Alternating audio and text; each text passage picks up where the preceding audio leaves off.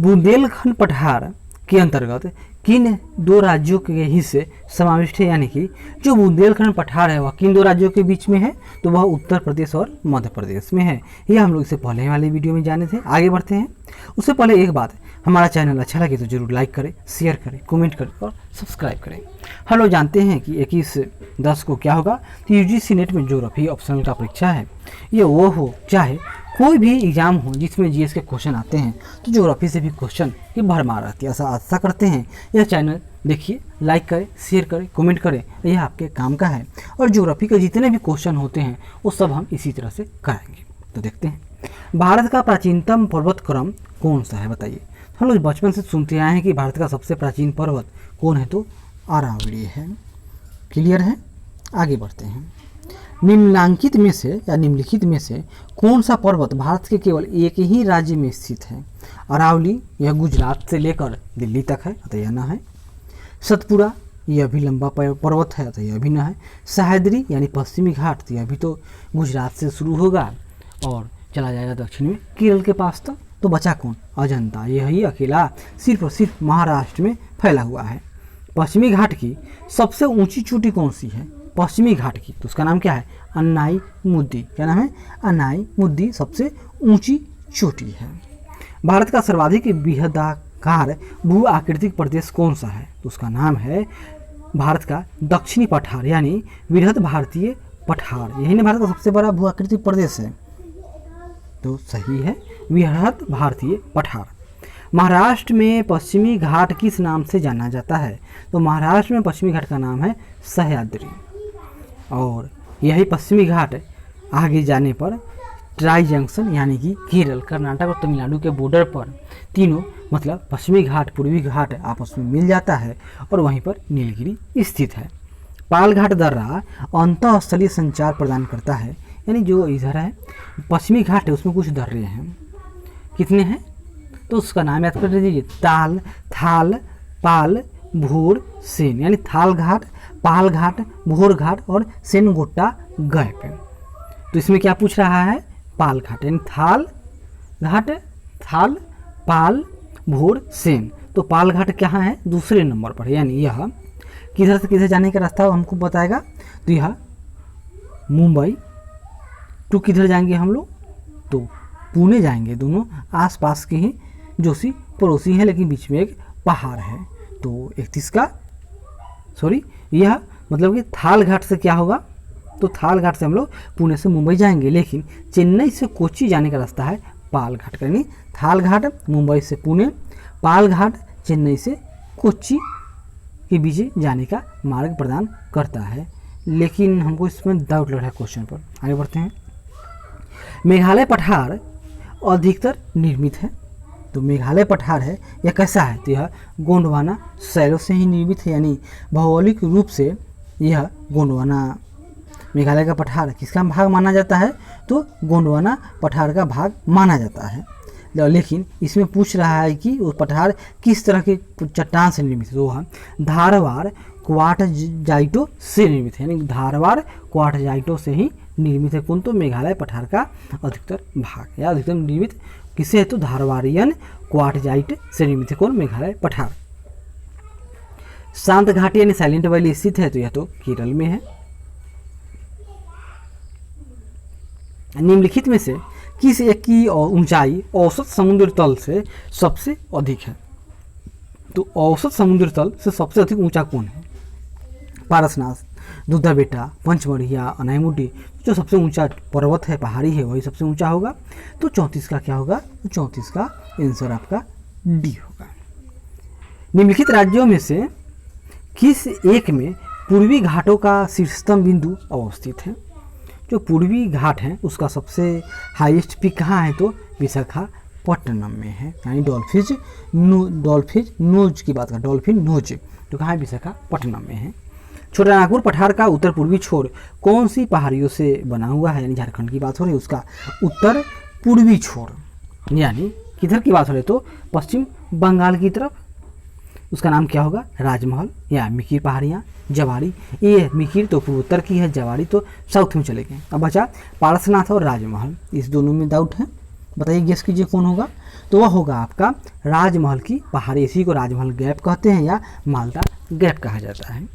काठियावाड़ प्रायद्वीप एक उदाहरण है किसका, काठियावाड़ प्रायद्वीप। यह क्या है, तो इस तरह से प्रायद्वीप मतलब क्या, जिसके 3 ओर से समुद्र हो, तो यह उदाहरण है। रिया तट का उन्मग्न तट रेखा, निम्नमग्न तट या डलमेंशियन तट रेखा का उदाहरण है काठियावाड़ तट रेखा की बात हुई, तो यह उन्मग्न तट रेखा है। निमज्जन मतलब अंदर चला गया, उन्मग्न यानी कि उसका उभार ऊपर का क्षेत्र भी बचा हुआ है, वही उन्मग्न तट रेखा का उदाहरण है काठियावाड़, यानी समुद्र से यह निकला हुआ भाग है। महादेव पहाड़ियाँ किस भाग में स्थित हैं, तो जो महादेव की पहाड़ियाँ हैं वह सतपुरा में स्थित है। तो महादेव की पहाड़ी कहाँ, सतपुरा में स्थित है, सतपुरा पहाड़ी का भाग है महादेव पहाड़ियाँ।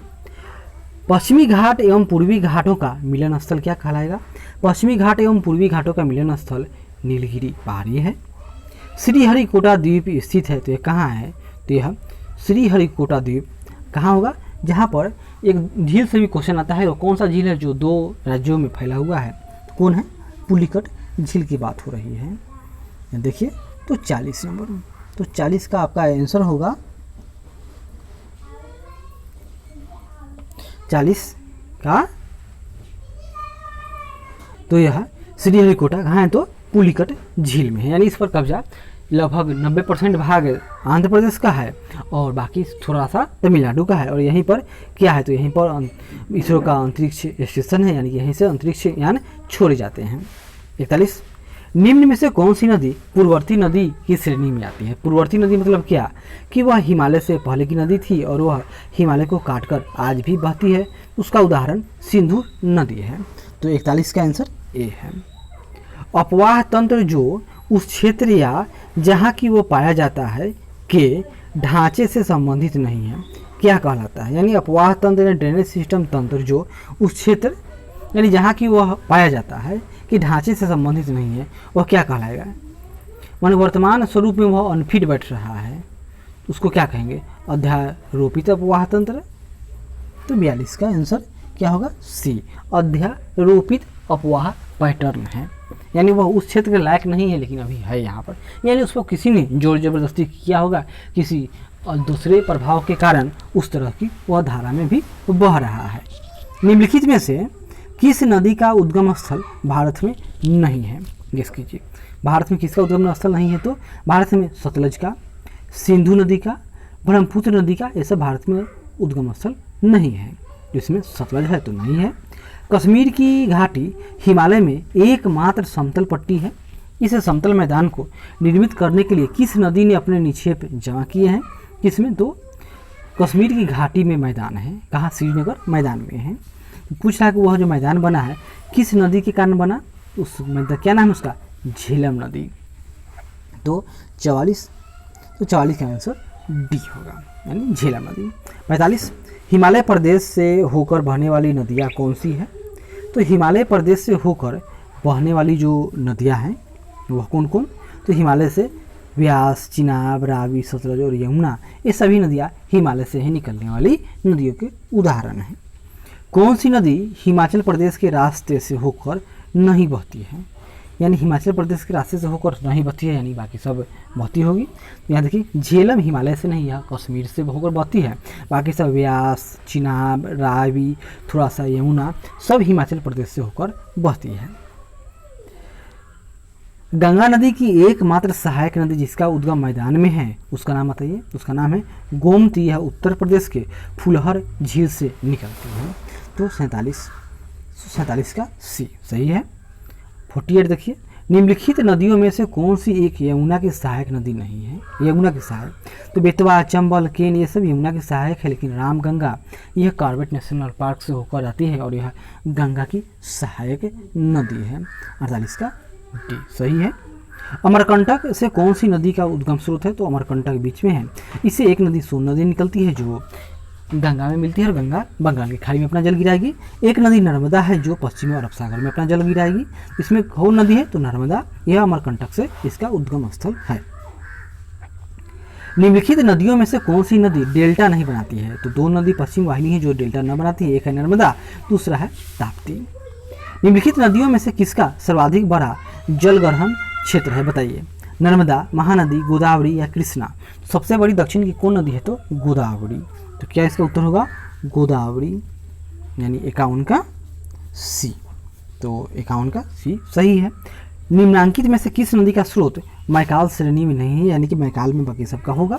तो मैकाल में महानदी, सोन, नर्मदा, इन सब का मैकाल श्रेणी में उद्गम है, यानी कि कहाँ तो अमरकंटक से, लेकिन जो ताप्ती है यह बैतूल पर्वत जिले से निकलती है। अतः 52 में बी जो ताप्ती है वह ऑड है, अलग है। आगे देखिए 53। तिब्बत में उत्पत्ति पाने वाली ब्रह्मपुत्र, इरावदी और मेकोंग नदियां अपने ऊपरी पाटों में संकीर्ण और समानांतर पर्वत श्रेणियों से होकर बहती है। इन नदियों में ब्रह्मपुत्र भारत में प्रविष्ट होने से ठीक पहले अपने प्रवाह में एक यू टर्न लेती है। यह यू टर्न क्यों बनेगा? कारण बताइए। ऐसा क्या हो सकता है? यह पहाड़ी के साथ समानांतर यह नदी आई और यहाँ पर यह एकाएक यू टर्न ले लिया, मतलब यहाँ पर पहाड़ी को काट दिया होगा और इस इधर जो ढाल रहा होगा इधर इस टाइप का और इधर ढाल ऐसा रहा होगा, तो यू टर्न ले लिया होगा। तो इसका मतलब हम लोग क्या समझेंगे? वलित हिमालय श्रेणियों के उत्थान के कारण, भूवैज्ञानिक तरुण हिमालय के अक्षांशीय नमन के कारण, तृतीय कल्पित वलित पर्वतमालाओं में भू विवर्तनिकी विक्षोभ के कारण, या इस संदर्भ में उपयुक्त ए और बी दोनों तर्क संगत हैं। तो इसका आंसर क्या होगा? यहाँ देखिए, भूवैज्ञानिक तरुण हिमालय के अक्षांशीय नमन के कारण, यानी उसके जिधर झुकाव रहेगा नदी उधर ही न बहाव करेगी। तो जिधर जमीन का झुकाव है उस तरह नदी बहाव करेगी। अतः हिमालय में के पार करने पर ब्रह्मपुत्र यू टर्न ले लेती है। सिंपल सी बात है। कावेरी नदी जैसे ही तमिलनाडु में प्रवेश करती है, किस जलप्रपात का निर्माण होगा? तो कावेरी में आने पर, सॉरी, कावेरी तमिलनाडु में प्रवेश करने पर एक जलप्रपात का निर्माण करती है। उसका नाम क्या है? जल्द कमेंट कीजिए। उसका नाम है होगेनाका प्रपात, जोग प्रपात, पघाया, कोतलाम या पांच प्रपात। तो जब उनका क्या होगा? उसका नाम है होगेनाका प्रपात। क्या नाम है? होगेनाका प्रपात। 55। इन पश्चिम वाहिनी नदियों में से कौन सी नदी दो पर्वत श्रेणियों के बीच से होकर बहती है? दो पर्वत श्रेणियों के बीच से कौन नाम है उसका? यह है विंध्याचल श्रेणी, यह है सतपुरा श्रेणी। इसके बीच से एक नदी बहती है, उसका नाम है नर्मदा। और विंध्याचल श्रेणी, तो इसके पास से भी एक और नदी बहती है, उसका नाम है ताप्ती। तो क्वेश्चन क्या पूछा है कि दो पर्वत श्रेणी, तो दो पर्वत श्रेणी के बीच कौन होगा? यही नर्मदा है, यानी नर्मदा नदी दो पर्वत श्रेणियों के बीच से होकर बहती है। सिंधु में बाईं ओर से मिलने वाली प्रमुख नदी कौन सी है? यानी जो नदी है उसमें कोई दाईं ओर से मिलता है, कोई बाईं ओर से मिलता है। इसका निर्धारण कैसे होता है? कल्पना कीजिएगा आप जिधर खड़े हैं और आप इधर, मान लीजिए यहाँ खड़े हैं हम लोग और इधर इस तरह से चल रहे हैं, यानी नदी भी इस तरह से बह रही है। तो यहाँ पर आपका बायां कौन होगा? जो आपका बायां साइड है, यानी यह आपका लेफ्ट होगा, यह राइट होगा। और नदी इस तरह से अगर बह रही है तो सिंपल बात है, यह इसका लेफ्ट साइड और यह है इसका राइट साइड। तो यहाँ पर क्वेश्चन है, सिंधु में बाईं ओर से मिलने वाली प्रमुख नदी। सिंधु कैसे? इस तरह से सिंधु बहती है, तो इसका राइट इधर होगा, लेफ्ट बैंक इधर होगा। तो इसमें बाईं ओर से मिलने वाली कौन नदी है? बाईं, यानी लेफ्ट साइड से। तो काबुल, सियोक, गिलगित, ये सब क्या है? तो ये सब राइट बैंक से बहते हैं, लेकिन जास्कर नदी बाईं ओर से बहती है।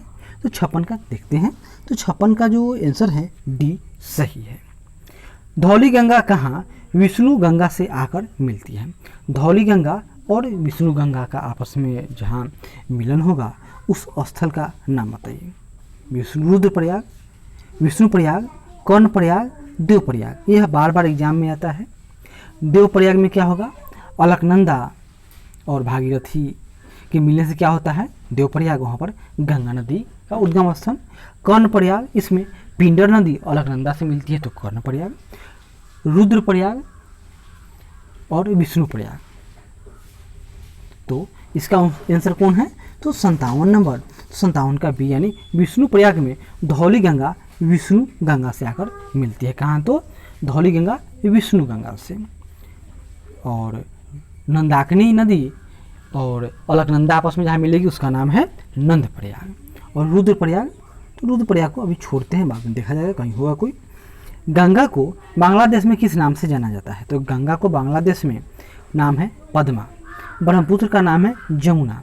और जो गंगा नदी पश्चिम बंगाल में 2 भागों में बढ़ जाती है, एक बांग्लादेश में जाएगा उसका नाम पद्मा, और जो नदी पश्चिम बंगाल से होकर बहती है उसका नाम है हुगली। और जमुना, ये ब्रह्मपुत्र नदी जब पश्चिम बांग्लादेश में प्रवेश करेगी तो उसका नाम जमुना हो जाता है। निम्न में से कौन सी नदी असम में गुम्फित रूप में बहती है? असम में कैसे? तो गुम्फित रूप से बहती है असम में, उसका नाम क्या है? ब्रह्मपुत्र। तो देख लेते हैं। तो असम में जो नदी बहती है वह गुम्फित मार्ग अपनाती है, उसका नाम है ब्रह्मपुत्र। निम्न में से कौन सी नदी विंध्याचल पर्वत से निकलती है? विंध्याचल से, तो साबरमती, यह तो राजस्थान में है, और विंध्याचल कहाँ, इसको हटा दीजिए।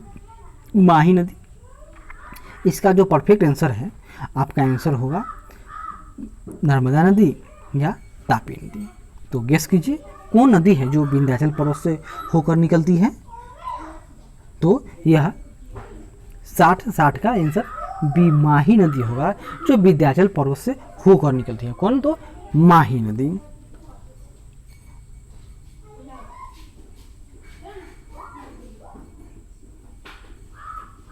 हाँ, माही नदी विंध्याचल से होकर निकलती है। साबरमती तो ये तो अरावली से है, और तापी और नर्मदा तो तापी नदी बैतूल पहाड़ क्षेत्र से, और नर्मदा तो नर्मदा भी किसमें? तो वह धूपगढ़ है, कहाँ कहें अमरकंटक। अमरकंटक कहाँ है? तो वह सतपुरा रेंज में का ही जो पर्वत है या उससे श्रेणी का एक भाग है। आगे बढ़ते हैं। अब हम लोग इसको अगले चैप्टर में, अगले वीडियो में, तब तक आशा करते हैं कि प्रयास अच्छा लगे। जरूर लाइक करें, शेयर करें, कमेंट करें और सब्सक्राइब करें। धन्यवाद।